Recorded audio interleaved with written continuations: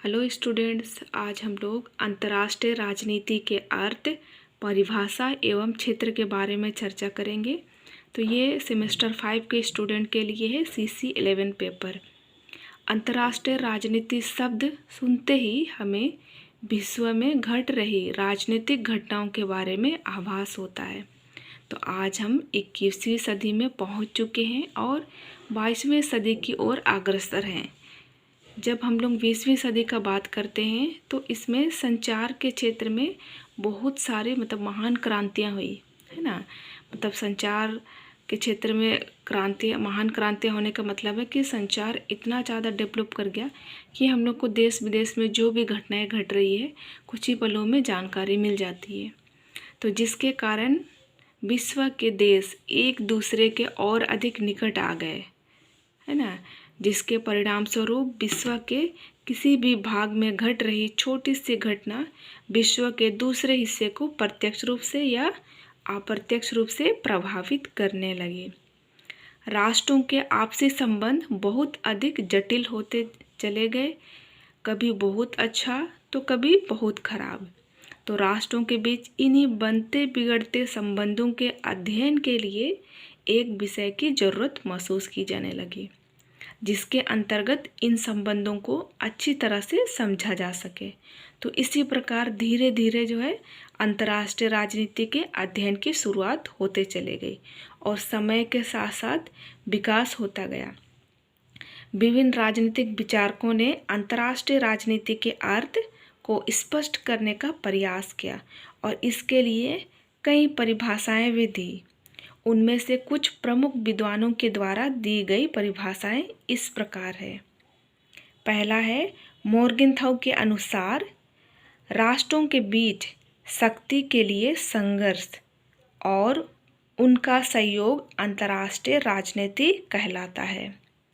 दूसरा विद्वान है पैडलफोर्ड और लिंकन के अनुसार अंतर्राष्ट्रीय राजनीति राज्य सत्ताओं के बदलते संबंधों के संदर्भ में राज्यों की नीतियों की अंतर्क्रिया है।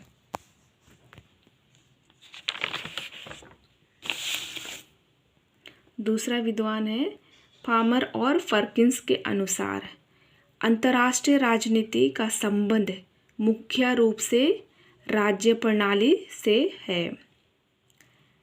नेक्स्ट विद्वान है थॉम्पसन के अनुसार राष्ट्रों के बीच छेड़ी गई प्रतिस्पर्धा के साथ साथ उनके पारस्परिक संबंधों को सुधारने अथवा बिगाड़ने वाली परिस्थितियों एवं संस्थाओं का अध्ययन अंतर्राष्ट्रीय राजनीति कहलाता है। तो उपर्युक्त परिभाषाओं के आधार पर यह कहा जा सकता है कि अंतर्राष्ट्रीय राजनीति एक ऐसी प्रक्रिया है जो हमेशा चलते रहती है और इसमें शक्ति का महत्वपूर्ण स्थान है। यह राष्ट्रों को प्रभावित और नियंत्रण करने की कला है। अंतर्राष्ट्रीय राजनीति के द्वारा देशों के बीच संबंध निर्मित किए जाते हैं और राष्ट्रीय हितों में विरोधाभास ही अंतर्राष्ट्रीय राजनीति के जन्म का कारण होता है।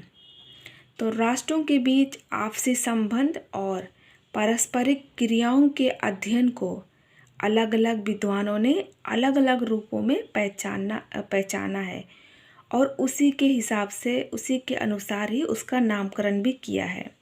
तो कुछ विद्वान इसे अंतर्राष्ट्रीय संबंध कहते हैं, तो कुछ विद्वान इसको अंतर्राष्ट्रीय राजनीति कहते हैं। तो इसके कुछ अन्य नाम भी प्रचलित है, जैसे कि इसको हम लोग अंतर्राष्ट्रीय मामले बोल सकते हैं, अंतर्राष्ट्रीय विश्व राजनीति बोल सकते हैं, विश्व मामले, विश्व राजनीति है ना, और विश्व नीति, अंतर्राष्ट्रीय व्यवस्था आदि।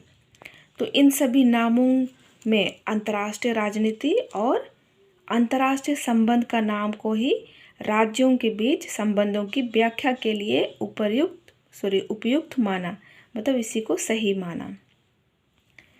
आगे है अंतर्राष्ट्रीय राजनीति का क्षेत्र।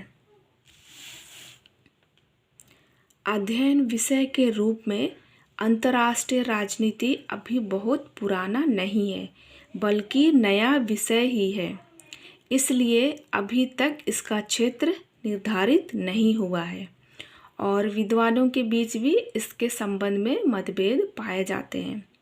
तो अंतर्राष्ट्रीय राजनीति के क्षेत्र के संबंध में 1947 में विदेशी मामलों की परिषद the council of foreign relation ने एक रिपोर्ट प्रस्तुत की, जिसमें एक सर्वेक्षण के आधार पर ग्रेस्टन किर्क ने अंतर्राष्ट्रीय राजनीति का विषय वस्तु में 5 तत्वों को सम्मिलित करने की वकालत की, जिसमें 5 तत्व है।